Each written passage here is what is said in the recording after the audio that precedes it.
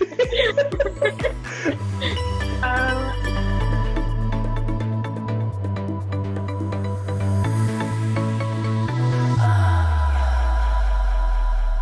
back to our series on applying to MD-PhD. So this video, we want to cover letters of recommendations and then pre-writing secondaries after we've written our primary application. Going off of that, the first thing that we wanted to talk about were how to sort of pick who should write your letter of recommendation. And in general, there's really no perfect formula. You just really want to ask yourself who can write the best letter for you with your particular goals in mind. And in the end, these letters should really give a kind of a complete picture of who you are. So they shouldn't just be people who can speak to like your academic ability or your research potential, but also someone who can speak to maybe what you do in a clinical setting or someone who can speak to your extracurricular involvement.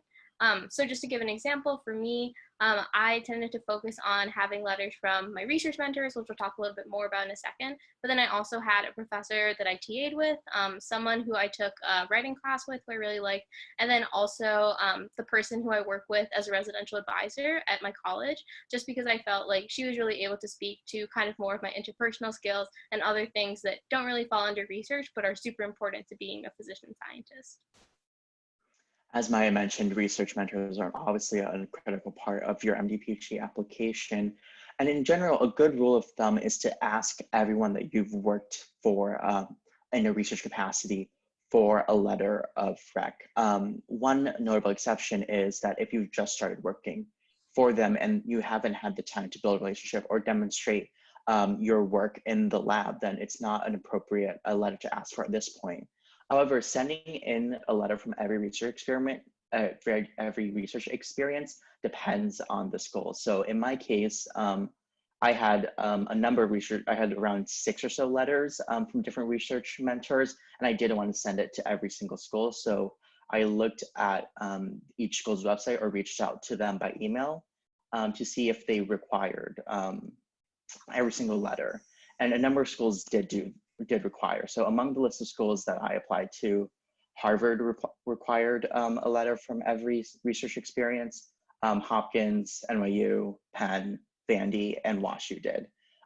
So it really depends. So when I reached out to schools like Tri-I, Yale, and Sinai, they said they didn't need it. So I didn't send all the letters. I didn't send the letters because it was a question for me of quantity over quality. I didn't feel that the additional letters would be adding anything additional to my application beyond what the letters from the other research mentors already demonstrated. So I didn't feel the need to send it. And I think when I was talking to these schools, the ones that said they didn't need it, they agreed that they would rather receive quality letters over quantity of letters. One of my letters did come from an industry experience. So I was at Genentech for a summer. So I did have a letter from my research mentor because I was in a position that was a research position. It was in the research and early development arm of Genentech. If your work at a biotech company was not research heavy or intensive, for example, if you were doing lead generation for a biotech startup that they're trying to market a product and see what labs would be interested in leveraging their technology, that letter wouldn't be considered a research letter per se. It's just a different experience that you can choose to highlight, but I wouldn't classify that as a research experience. So other than research, depending on the school, there are some other school-specific requirements. Some may require a letter from a science professor or a humanities professor. But in general, it's good to think about crafting your letter of recommendation choice to choose people who can speak to skills that will be important for you as a physician and physician scientist. Examples include clinical letters from clinical experiences or service experiences, like Maya had mentioned. And in general, it doesn't have to be from a physician scientist. If you haven't had the opportunity to work with physician scientists closely, that is not something that is necessarily in your control, and ICOMs do recognize that fact. Yeah, no, I definitely agree with that. For me personally, I didn't have any letters from physician scientists, and that was just because the people I worked with in the research labs tend to just be PhDs, and people I shadowed with were just MDs, so I didn't really have someone to bridge the gap, and it was totally fine. moving forward to kind of more logistical stuff with letters of recommendation, especially for MD-PhD, you're usually inviting a large amount of people to write you letters because you have to bring in a lot of your research experiences. So before you send out your emails, just try to draft one really comprehensive kind of set of instructions with all the necessary deadlines, information, etc., just to make it as easy as possible for your letter writer. You can also include a CV or resume for them. I personally did, but chances are they probably won't really use it. And that's actually pretty important because you don't want them to just reiterate your accomplishments, but rather speak to their personal experience with you and kind of their perception of you in whatever capacity they got to know you.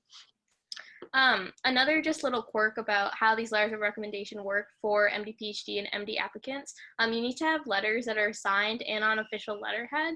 So that's just something that you should also make sure to tell whoever you're asking for letters of recommendation. And then if you have a committee who puts things together, usually you'll just send the letters to the committee and they'll either write a committee letter or just assemble a letter packet, depending on how your school works. But if you don't have a committee or anything like that, Interfolio is a really good option for collecting letters and then being able to send them off to the various programs that you're applying to.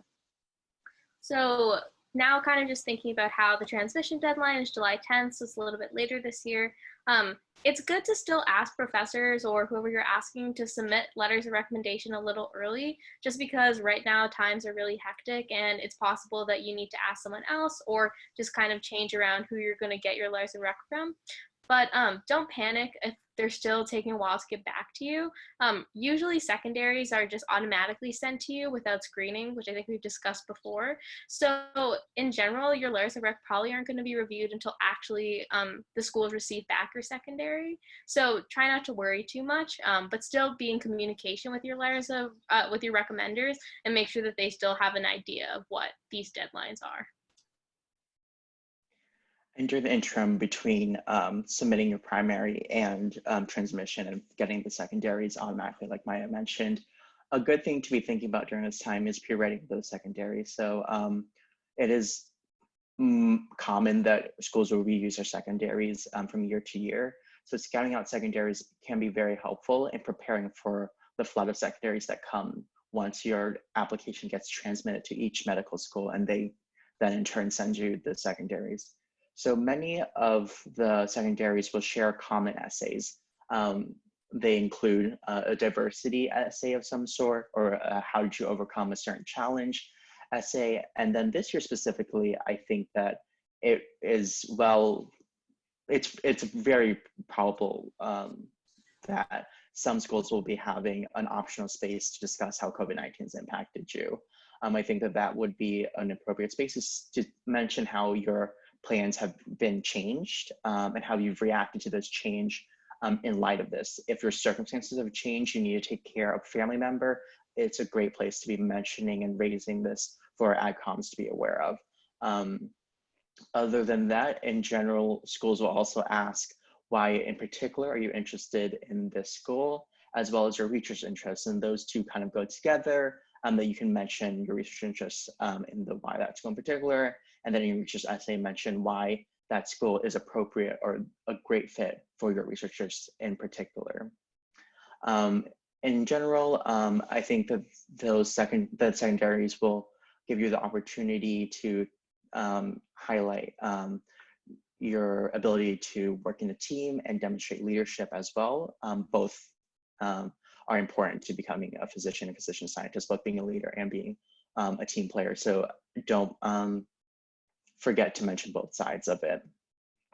Yeah, I definitely agree with that. I think that those are the most common essays that we've seen. I think one other thing that might be a little bit confusing is that you'll often see that many schools have like an optional section where they'll basically just be like, if there's anything else we should know, let us know here. So of course, if you have something specific, you can definitely write it in there. But a good way to use that space if you don't have anything in specific is to write why that school, if that wasn't already asked. So I know that there's a few programs that don't explicitly ask like why X. One school that I'm thinking of is the Duke MD-PhD application specifically. The Duke MD application has 10 essays, but luckily as an MD-PhD applicant, you don't need to do that. Just like a heads up if you're considering Duke. But I think that's a really good space to kind of convey why you're interested in that school, because I do think, like, as we've been talking about kind of throughout this series, like a huge part of who gets interviews and ultimately accepted is fit with the school. So you really want to convey not only why you're going to be a good physician scientist in general, but how you specifically could really benefit from training in a particular program, and in turn how that program could benefit from having you as a student. So in terms of looking at prompts, usually you can find them just using things like SDN, or there's like a few random websites where if you just Google like the name of the school and secondaries, it will come up. Make sure you're looking for MD-PhD specific prompts. Oftentimes they're either a superset of the MD prompts or completely different. But in general, that should be a pretty good reference. And I think that if you pre-write, then you'll be well on your way to a successful and on-time secondary application and so forth. Those are excellent points. As always, we are free to give feedback, comments, or answer any questions in particular. And recently on Twitter, there has been this great thread where people have been volunteering to be mentors or help applicants or any med students, pre-meds along the path. So we're going to link that below as well. So until next time, thanks, guys.